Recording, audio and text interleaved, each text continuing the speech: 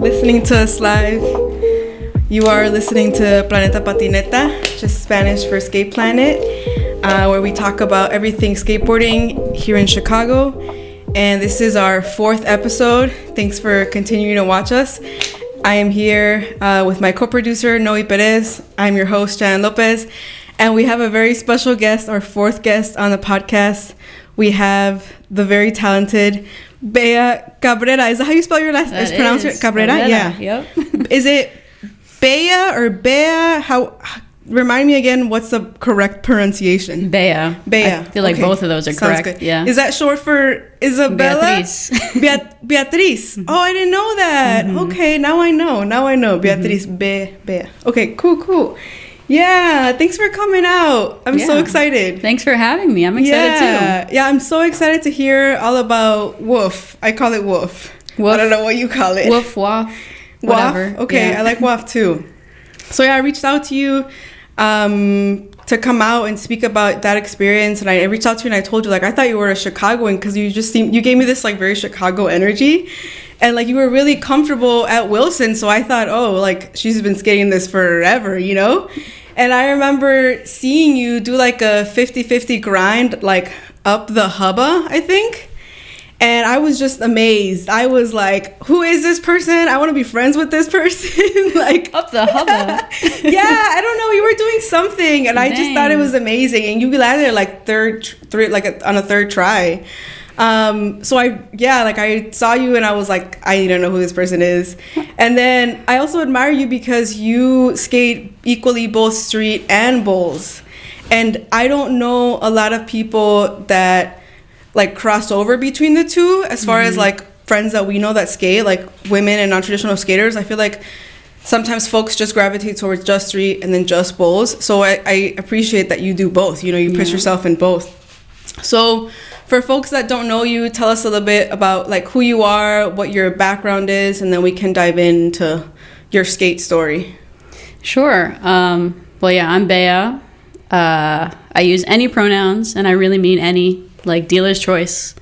I tell my partner gender happens to me. That's just how it's always been. When I'm not skating, I'm a teacher. I'm a special education teacher at a CPS school. I am not from Chicago. I was born in the Philippines and grew up mostly in Kuala Lumpur, Malaysia, and then bouncing around a little bit here and there. But I moved to the U.S. in 2014, and I moved to Chicago in 2015, I think. And then once I was here, bounced around a little bit. I lived in Seattle for a year, and then I came back to Chicago, and now I'm back. I wasn't skating for the whole time, but came back to it when I moved back to Chicago. Yeah, so you weren't skating out when you were in Seattle? I was not. I mean, skateboarding's always been like in my life. I had my cruiser board still, and it was very much just like to get around to places. But I wasn't like doing tricks. I was missing out on that whole scene that I'm so disappointed that I missed out on while I was there that year. And so what changed? Like, because I know that you said you started skating when you were like 9. Like, is there a reason why you stopped? Because I know why I stopped, you know, but why is it that you stopped, and like what got you to like push yourself to get back on it in 2019? Yeah. I mean, when I was skating as a kid in Malaysia, like there weren't that many places to skate. If I wanted to go to the skate park, I had to get like my parents to drive me, which was like a whole thing. And you know, the skate scene was so small, there weren't many people skating, and there certainly weren't non-traditional skaters out there doing it at all that I saw.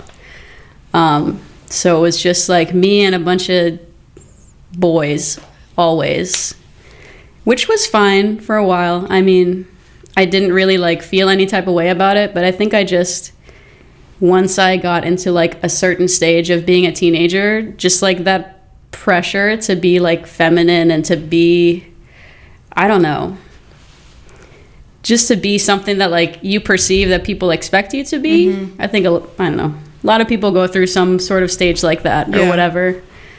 And I just like stopped. It just fell out of the picture. I guess I was also trying to focus more on soccer.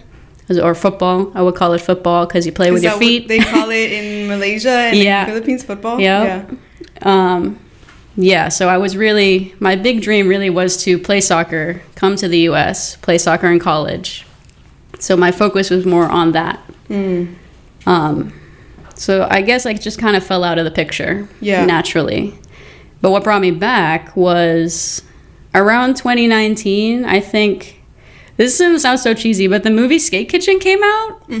And just like seeing that like representation in a way, I was like, wow, like why did I stop? That was so fun and I really loved it. And like I should go back to it. And I should try again and see if it still works for me, you know? And at the time, were you in Chicago? Okay. I had just moved back to Chicago from Seattle. I had just started going to grad school for teaching. So similar to how, is it okay if I say? Yeah. Similar to my experience. Similar to your experience, like going back to school, with the intention of like going into teaching.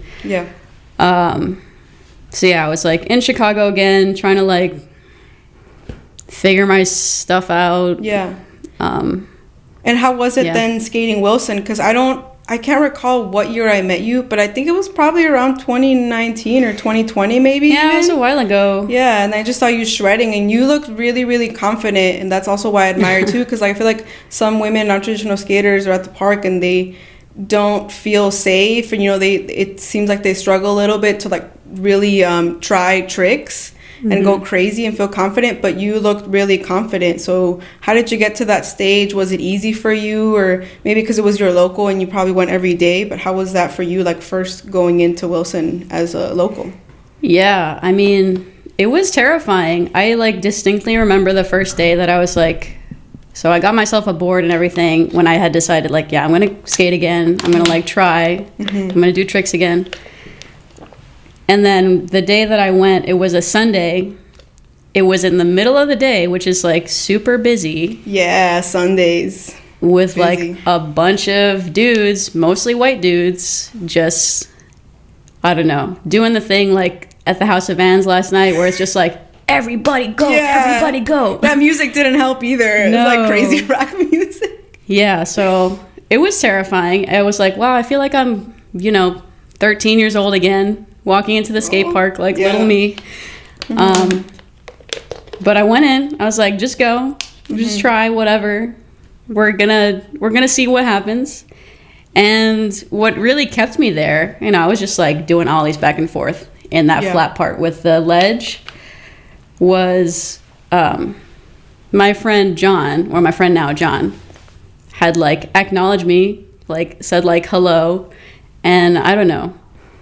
I don't remember what they said or like what it was, but just like that acknowledgement of like, hey, cool, like you're here, you're skating, like that's awesome. Yeah. Just made me feel like, okay, there's one person here who's like chill and like willing to support me in this, so I'm just gonna keep going. Yeah. Even if the majority is not that. Yeah. So yeah, and I would consider them my like first skate friend. Yeah, because that like really, that day, if I hadn't run into John, or if that interaction hadn't happened, I don't know, that I might have not come back the next day or come back the next. Did that happen that first day? Oh, nice! It's such a heartwarming memory. Yeah, it's sweet.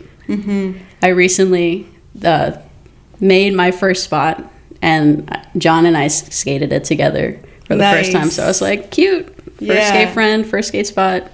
Yeah, and kind so of full circle. Do you go back now to Wilson and you kind of like already know all the locals there, or like do you see familiar faces now that you've been going there for a while? Is that how it is? Yeah, pretty much. I think like slowly I would go more and more often because I have lived in the Uptown area for the last few years, or since 2019, since I moved back here. So it was just the closest local skate park for me. Yeah. And it definitely took time to like even be acknowledged by people who I would see there all the time. But I think just like being there consistently, then people will start to like say hello. And like for the most part, everybody's really welcoming now and a lot warmer than I remember when I like first stepped into that park. Yeah. I don't know if that's a result of like just having been around longer, or like a slow cultural shift perhaps to being more welcoming to different types of people skating. That's my optimist side. Hoping for that. I feel like for me, because I recently started skating Grant this summer, fall. Like going in the first time I was really scared, but I think just actively going again and again, and you see the same people, and you kind of like claim your space, or like you show that you're just gonna come back, you're gonna be there no matter what. I think really helps a lot, and just like making like friendships, you know, that like back you up, and like they respect you for your skating and that you're trying, you know, and like validate you and your existence in the space, you know. So I know you briefly touched upon on your skate story, but like how old were you when you first got your board, or like did you have siblings that like pushed you to skate, or how is it that you were introduced to the skate world out in Malaysia or in like the Philippines? I don't know where you were living at the time. So I got my first board when I was like 8 or 9. It was right before I was in 2nd grade, so it was around then. I actually happened to not be in the Philippines or Malaysia at that time. My family was in San Francisco visiting our family. Perfect. Who lived there. Perfect place. Perfect place. Yeah, get exposure. Birthplace of street skating. I got this. I had been begging my parents. I was like, please, please, please, please, please, can I get a skateboard, please? And then eventually, I guess I wore them down or something. Or like I was really good or something. I don't know. How did you know that you were going to like it? Like, was there something in you that thought, well, maybe I like it, maybe I won't? Or how did you know this is like something you wanted to invest yourself in? I don't know. I mean, honestly, it was probably seeing Rocket Power, you know, that TV show? Yes. They're so cool. Yeah, seeing Reggie Rocket like ripping. Yeah. I was just like, that is for me. Yeah. For some reason, I was just like, I want to do that because it's just like the coolest thing that it seems like a person could do.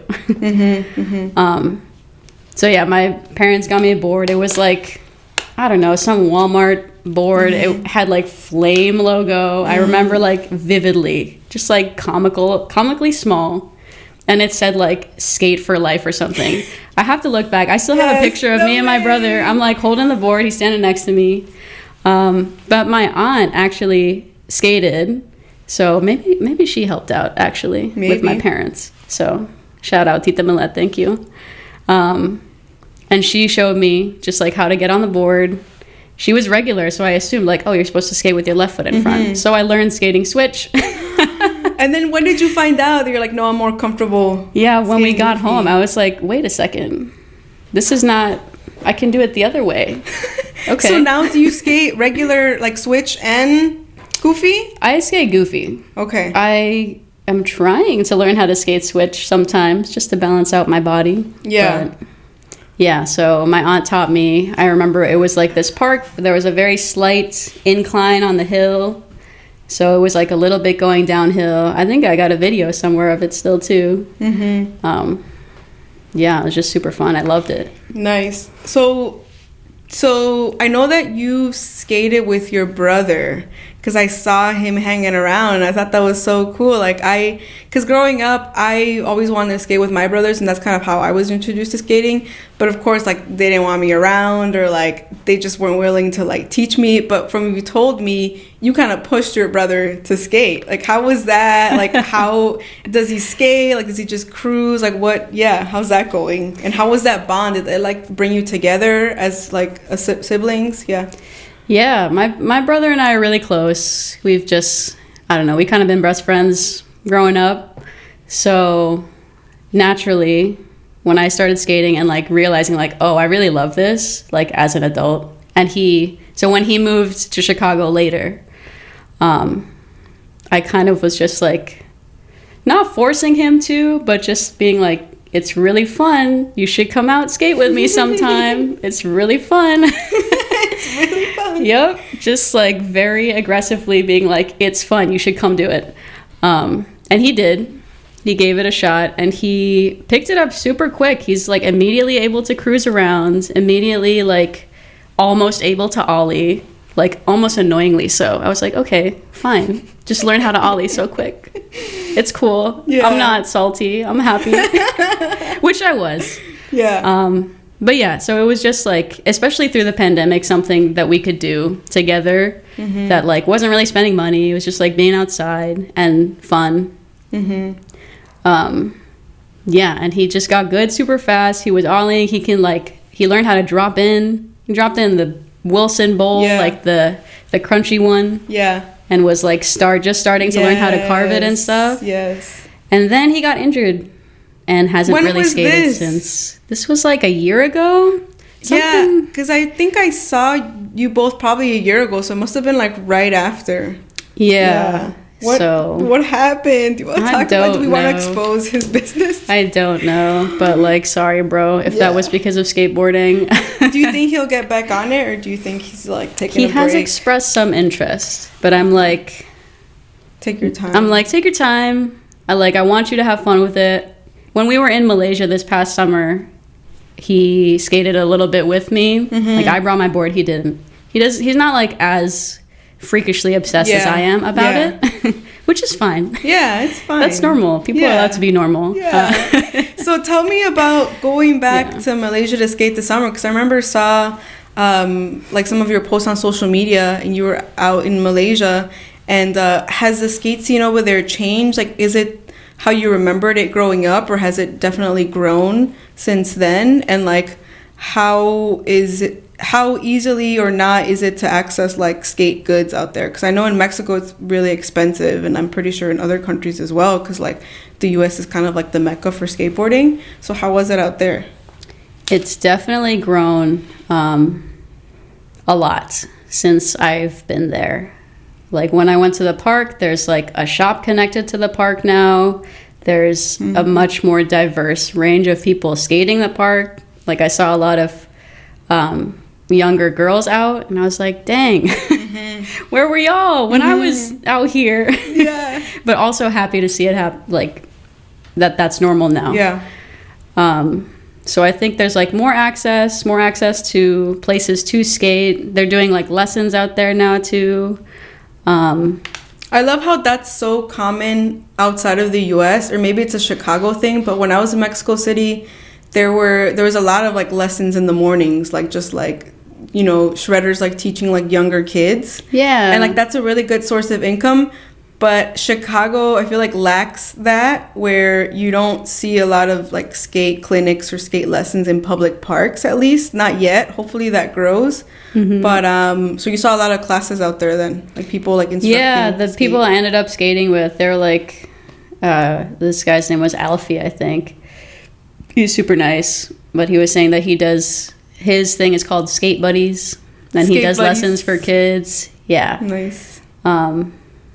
And sorry, what was the question again exactly? I think I asked you like, the skate scene out there, if there's lessons out there, and pretty much your experience out there skating.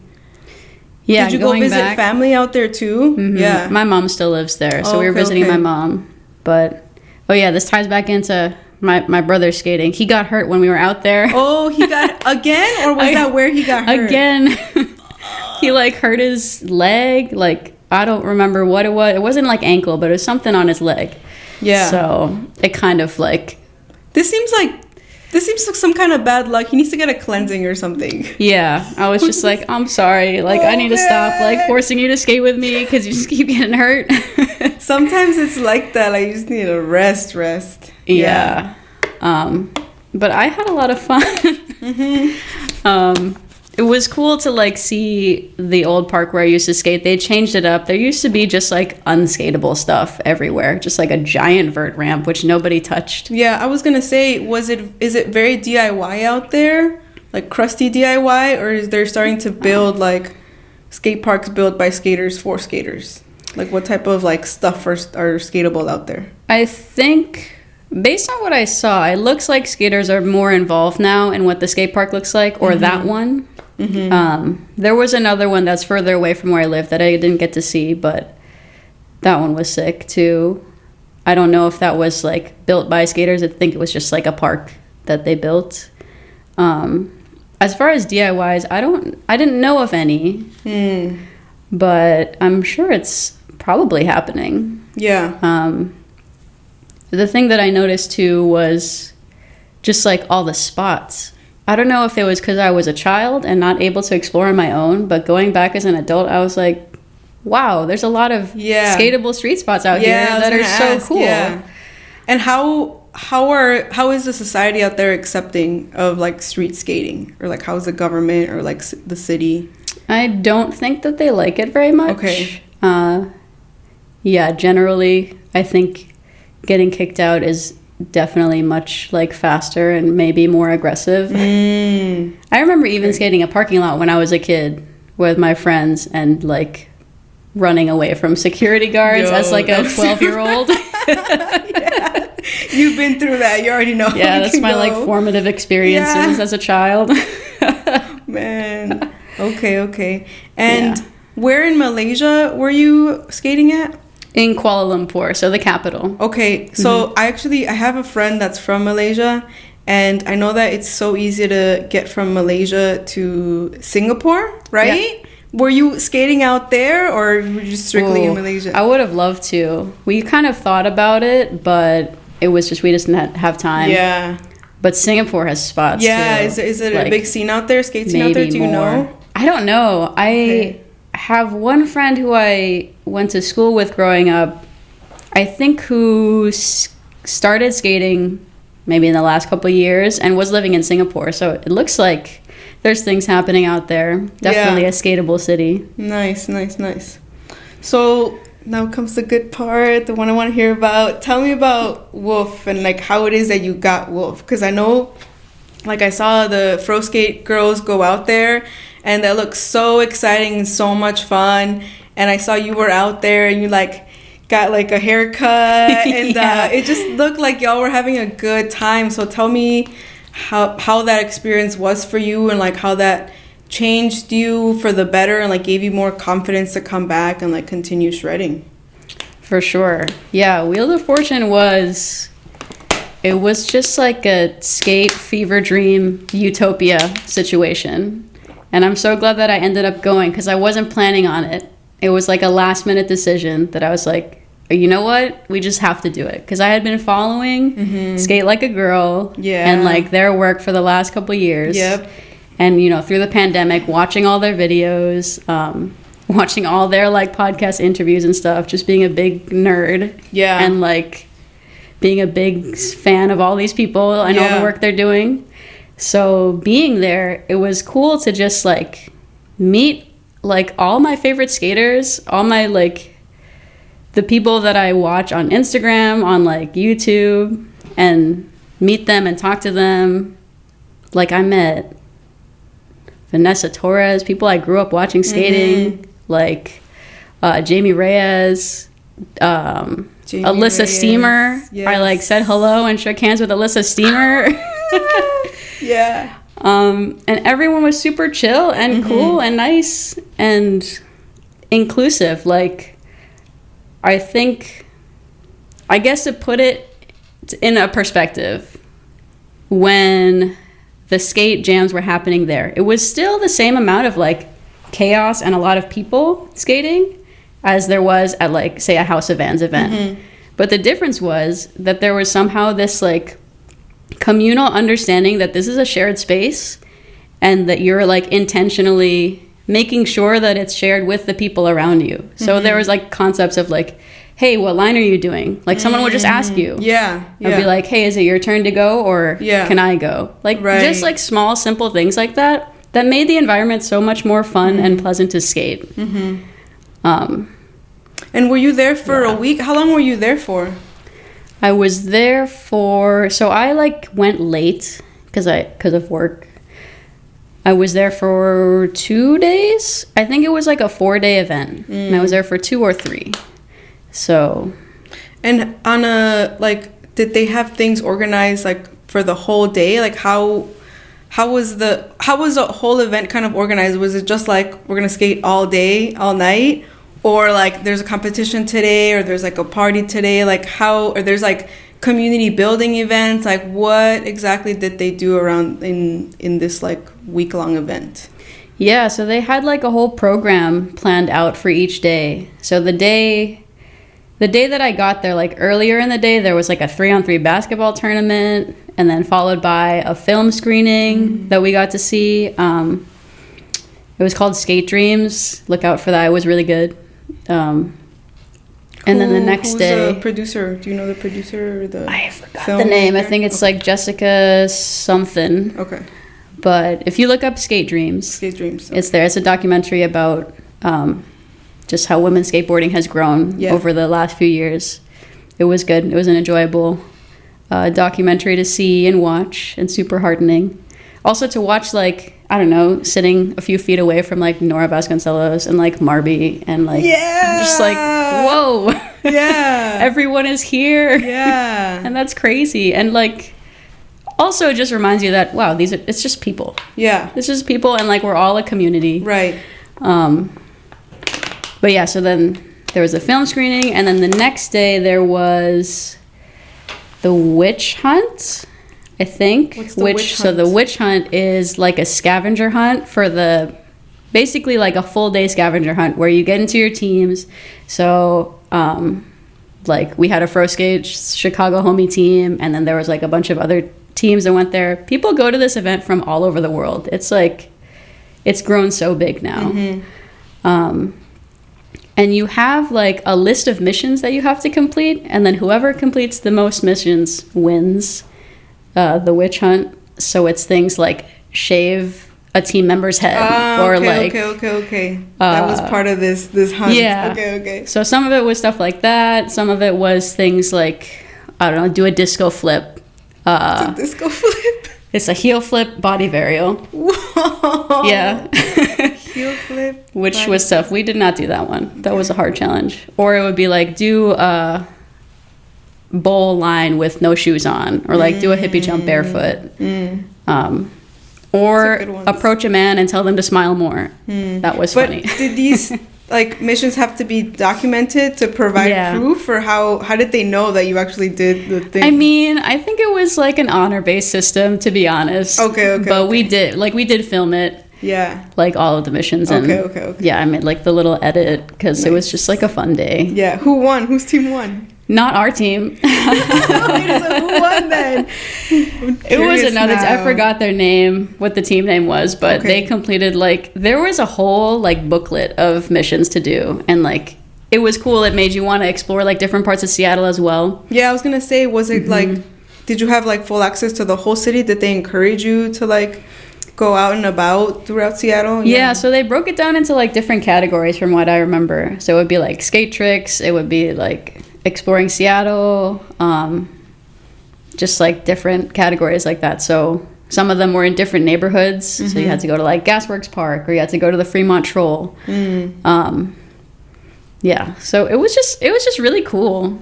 And cool to be able to explore Seattle again, like this time skating. And this time like, I don't know, in a different way than I had experienced it before when I was living there. How old were you when you were living there? When was that? That was, I just finished college, so I must have been like 22. Okay. So then when you went back this time, you were pretty familiar geographically with the area then. Yeah. Okay, that's nice. Yeah, which was cool. And I was like, all right, we're going to use this to our advantage. Yeah, my competitive side kicked in. For sure. But yeah, there was that. And then at the end of that day, there was a queer skate jam organized by Unity and There, which was super cool at the Cal Anderson courts, which was near where I used to live in Seattle, and where I would see people skating all the time. And then I would like low key would be like, that it looks fun. I kind of want to go in there, but I don't know. I was like pushing it away from my subconscious. Yeah. And how was the energy? Was it like very positive? Like, I don't know, I would probably freak out if I saw like Nora Vasconcelos or like you know, Vanessa Torres. But how was it like skating around them? Like, what sort of energy did you get from them? Like, was it very important for you to see like representation and like just, you know, women non-traditional skaters just like shredding and pulling all these great tricks that maybe you thought like, okay, I can do that. Like, I see this person doing it, like I could probably do it too.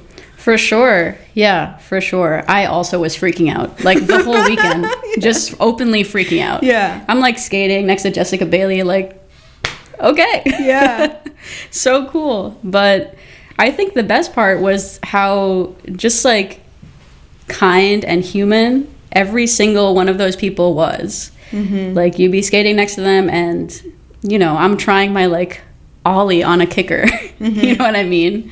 And that doesn't matter. Everybody's just like hyping you up, supporting whatever it is that you're working on. And it was just normal. Yeah. To have like a diversity in skill level. Yeah. And it was accepted and even encouraged. Yeah. Like even if you weren't doing like a hard flip off of a million stairs. Yeah. But it was also sick too when they're doing the crazy stuff, you know?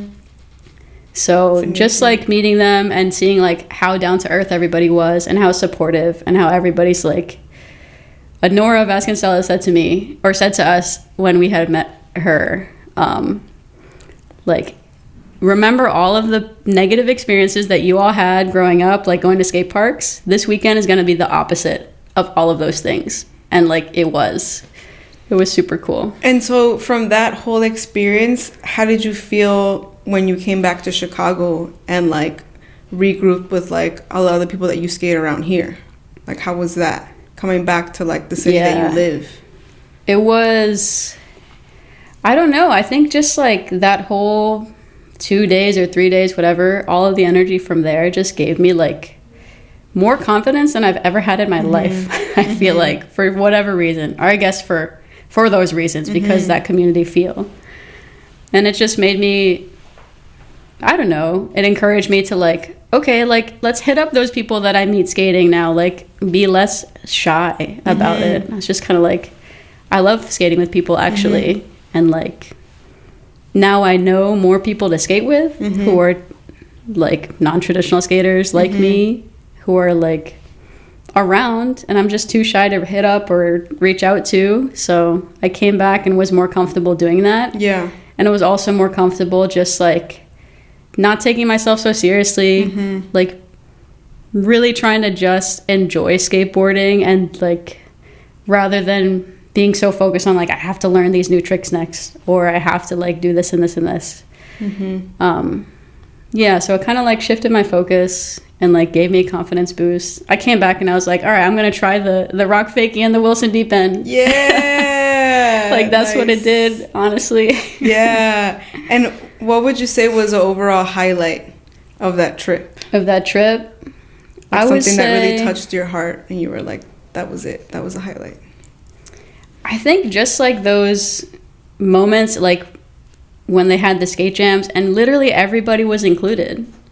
Everybody was, and intentionally too. It was like there was this shared understanding that like has been built through, you know, the work of Kristen, the work of Kim Woozy, like the Skate Like a Girl folks. Yeah. They've like intentionally built up this community over the years. And I feel like now it's thriving and like it's working and like people are showing up, you know? For sure. And it's being documented and there's like a big group. Yeah. Because I've also been following Kim Woozy when she came out to the first women's street league skateboarding, when the women had their first like feature and competed. And she was out here and again, super friendly, just like talking to everybody. She's been about it for a really long time. So I'm like happy that she never gave up and she's really for this cause of inclusivity. Yeah. Yeah, for sure. And just like to see how far that work, that people like that, I mean, there's so many people doing this work, not just those two, but there's just like, you know, big names that come to mind. Just to see how far that's come. Yeah. And that like made me feel somewhat hopeful, which is also rare. Yeah. To feel that way in this day and age. Yeah, yeah. For me, I don't know. Yeah, feel that. Cool. Thanks for sharing that. So I did want to transition a little bit about your job because I know you're a teacher and I think that's so awesome. If you want to touch up on a little about that and like if that informs your skate practice or like how do you, because teaching's a lot of work, and so how do you find the energy to continue to skate on the weekends? And like I guess what healthy habits you've picked up to help you continue to skate, you know, to keep you active. And then maybe we can transition to talking about like your freelance video work. Sure. Yeah, so teaching it's hard. Yeah, I admire you for that. It takes like every bit of my mind, body, and soul and more. Yeah. To show up and do that every day. And I think for me, skateboarding has been my like lifeline to survive. So it's less about like finding the energy to skate and more about like, wow, at the end of the day, I'm so like beat up mentally and physically that I need to do something that is like all encompassing in my mind and body, so I can't think about work or like all of the terrible things that I'm thinking about just for like an hour or more, usually more. So yeah, because I started teaching in the middle of the pandemic. I was in the middle of my student teaching, and then we went online because of COVID. So it was a mess just for me. And then if it's a mess for all the adults, you can imagine the mess it made for the kids. Right. And now, like, the aftermath of that, coming back into the school building, it's just been so tough. Yeah, I've heard. Ways that, like, literally nobody knows how to handle. It's just, it's something else. Like, kids really need so much support, and we don't necessarily always have the tools to give them what they need. So it's like being asked to do the impossible most of the time, like a lot of the time. So but I'm really glad that you set boundaries within yourself and like for your job, because remember last night you were talking about how they asked you to like chaperone some dance, but you were like, no, I'm going to this event, like, I said, it's my time. Yeah, bye. Yeah, I think that's so important, because I feel like teachers take on like a lot of responsibilities, and it's just so easy, and then you realize that you just don't have energy to do the things that you love.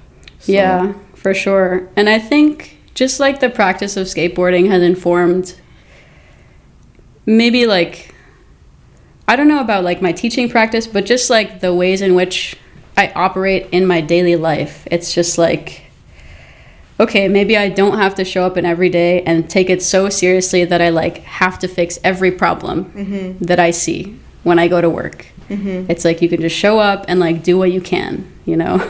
Same way as now I like approach going to skate as like, okay, I'm gonna go have fun, do what I can. Like, that's okay. Do you want to share with us about your freelance video work? So you do some film, you do some like freelance shooting for, like some gigs like that. Tell us about that, because I have no idea what you film or what. Sure. So here and there, my partner does most of the like freelance video work. I'm like camera two. Very important. Camera B. Yeah. So we've done a lot of work with like dance performance, and also like live music performance. In like the Asian arts community, I guess. We work a lot with Asian Improv Arts Midwest. So they're like a Japanese American arts nonprofit. They do a lot of work. Tatsu works here. Okay. He is an amazing like musician, artist. They do like taiko drum performances. They do kabuki dance. So we do a lot of work with them. As well as just other dance things happening here and there. Nice. Are you a part of the editing as well? I usually am not. I'm usually just the videographer, because that's something that I can just like show up and do. I can't be taking more home. Yeah, that's like hours myself. Of sitting down on the desktop editing, and it's a whole other job. Yeah, no, but it's cool to be able to like participate in that through my partner, because it's also like an excuse to go see live performance, live dance, live music. And then I guess through like documenting dance, when I like started doing that, I was also starting skating again, and I was like, this is kind of similar, I guess. You're like documenting movement. And then I remembered that I was like, I think I just want to make skate videos, actually.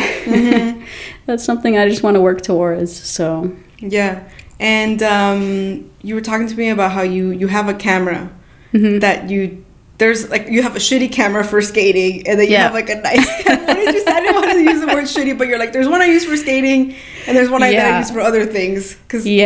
But it's so interesting that you mentioned it, like documenting movement, because I never really thought about it like that. Like you're essentially, it's the same thing, just a different type of movement. Yeah, in a lot of ways too, skateboarding is a lot like dance. It's like choreographed. You pick what trick you're gonna do. You pick your line of tricks. Yeah, you have to move in specific ways. You have to engage your body and the board in specific ways. And as a filmer, you need to know like your angles and what best way to like document that movement. And that line. And then making choices about like, okay, which part am I going to focus on? I'm going to focus in on the feet. Am I going to do like a full body shot? It's just like all of those things kind of like tie in together somehow. Yeah. So what camera do you film with for skate videos? For skateboarding right now, lately I've been using my phone, to be honest, because it's just always on me.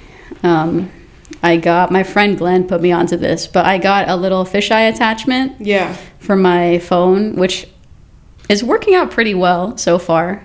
Right now I'm just in the process of like kind of practicing and feeling it out, like how does this really work for me?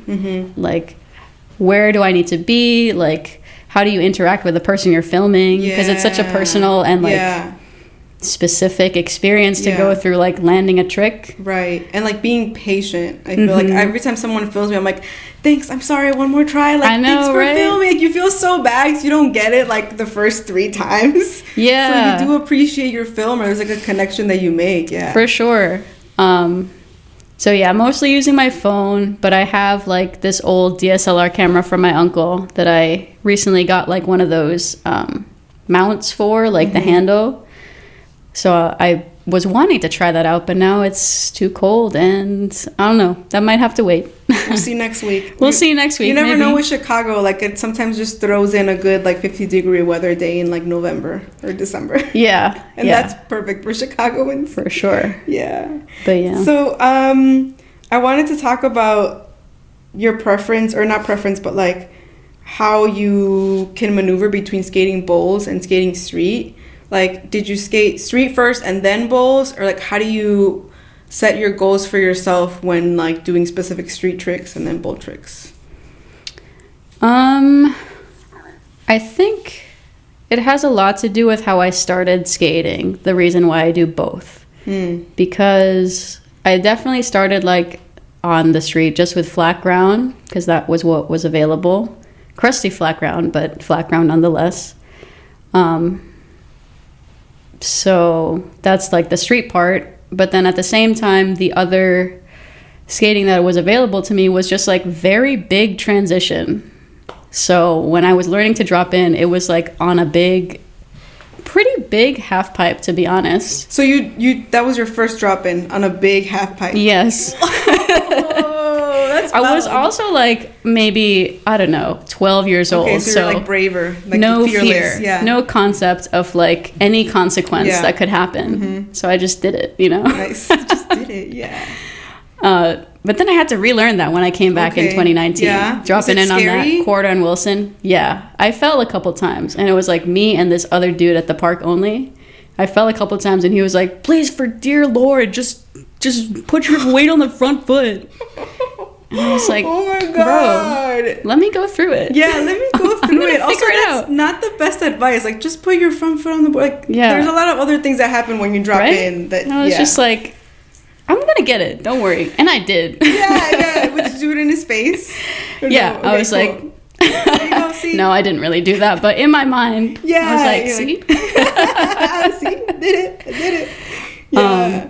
Yeah, so that's the reason why I have like those two modes of skating. And I just enjoy both for different reasons. I think the reason I skated more vert like recently is because I went surfing a while ago. Did? And Whoa. Just how like, I've never been surfing. I know Beck surfs, but how is that crossover? Like, do you feel like one informs the other and like your body's just used to it? I mean, there's definitely some of that, but it's different. I feel like surfing, I can do the getting up on the board, I can do the standing on it, because that's the skating part. And that's a lot of work too. Like you're laying flat and then you have to like jump up and like stand up. Like That in itself is like an exercise. His energy. Yeah. But the hardest part is catching the wave. Just like, I don't know the timing. I maybe caught like 2. But that feeling was just the best. And the closest thing I could find to emulate it, which makes sense because this is why skateboarding began, from surfers who wanted to surf, but there wasn't any waves, was bowl skating. Yeah. So that's why I spent so much time just like carving the bowls, because I was like, I can't surf in Chicago. Well, you can surf the lake, but that's like, it's not this, yeah. that's a lot. It's like cheating. It's not, yeah. Or it's just like difficult. I don't know. You got to go to a specific spot. And I know that they do some like surfing out in some spot in Wisconsin. And Sheboygan? Yeah, Sheboygan. Yeah. Have you been out there to surf? I have not, but I want to. I've heard they have like a surf shop, because I like knew someone that lived out there because they worked at this museum around there. And there was some surf shop out there. And then I also know that this last year they had like some surf festival out in Michigan. Yeah, like probably directly across from Sheboygan. St. Joseph, Michigan. Yeah, you know about this. Okay, I looked it up. Yeah. I went surfing once and I was like, all right, how am I going to make this happen for myself in the Midwest? Did you drive out there? How'd you get out there? No, I didn't go there. But I went surfing in Cape Cod when I was visiting like family friends / former teachers of mine. We should surf Sheboygan and Michigan. There's some skaters who do it actually. Yeah? There's a couple guys who I see at Wilson sometimes that I talk to about surfing the lake, and they're like, yeah, you can do it. People do it. Yeah, that's awesome. Cold. Yeah, probably cold. So where you were out surfing, it was nice summer weather? Or how was the weather out there? Not super nice. I mean, I had to like borrow a wetsuit. It was cold enough. It was summertime, but like the water was still cold. But yeah. And then again, I feel like I keep just missing opportunities. I like grew up, or I'm from the Philippines, you know, which has a million islands that are, it has Siargao, which is like one of the best waves in the world, supposedly. Do you have any family that lives out there now?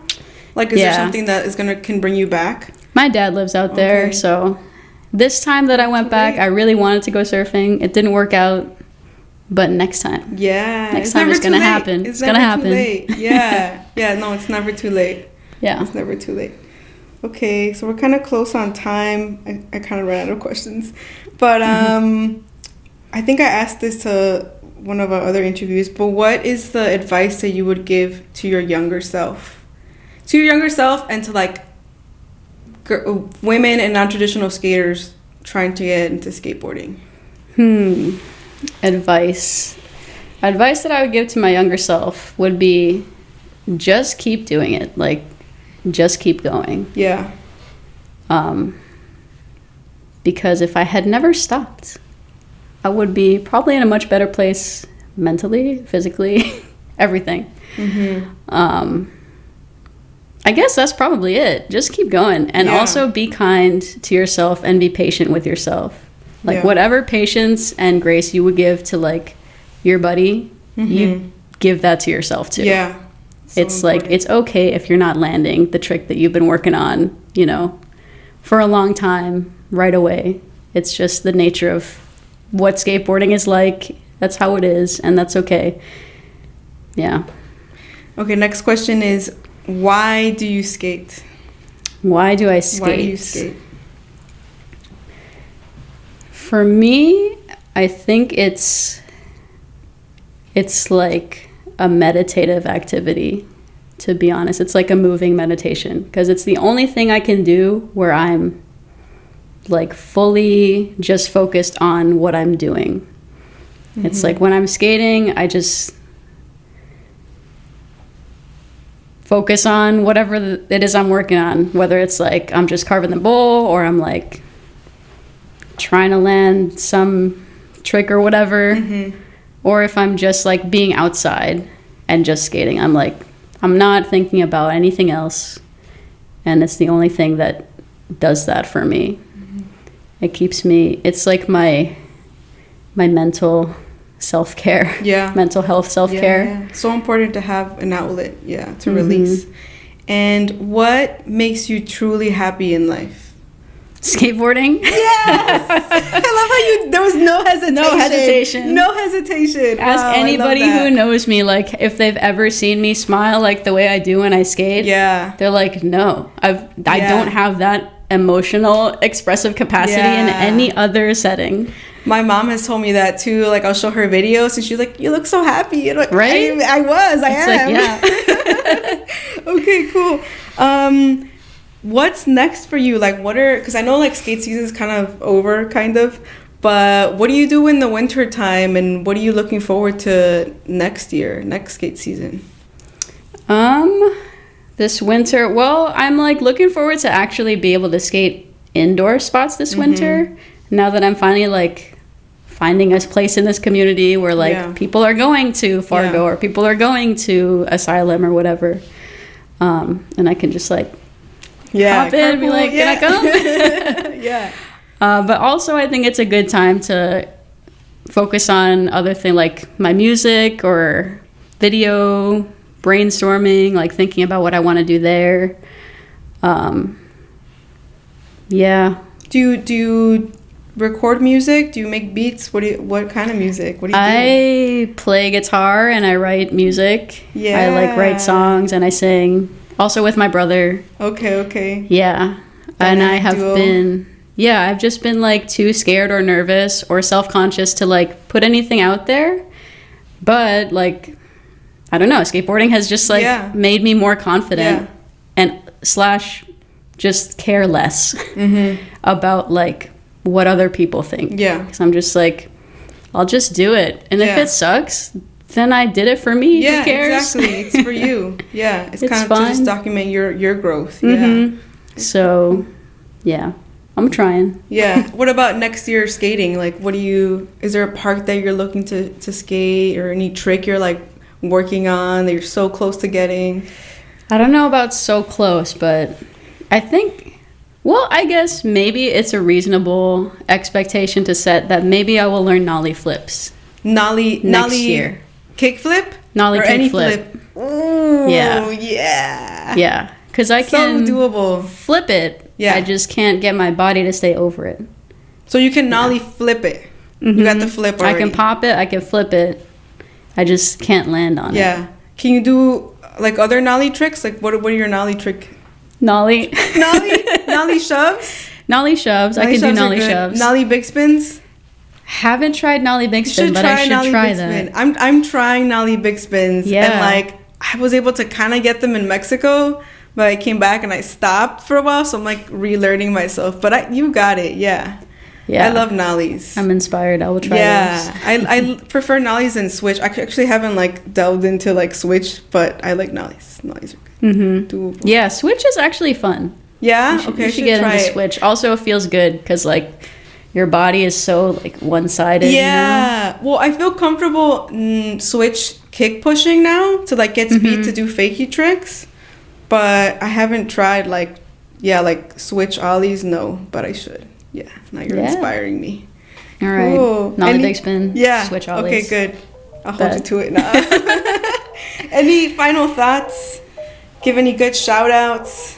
I don't know. I mean, shout out to you for doing this podcast. I love to see just like things like this happening, you know? Yeah, in Chicago. It's so important. I feel like it's like when people talk about the skate scene, it's like Chicago, or not Chicago, like LA or New York. And sometimes we forget about us. Yeah, what about us? Like we here? Yeah. So. Well, I think you bring a lot to the scene here, and I think you're like a great person to skate with. So I'm really glad that you came out here and like sharing your story with us. Yeah. I feel the same way. Thank you, Janet. Thanks. All right. Bye, y'all. Thanks for listening if you're listening to us live.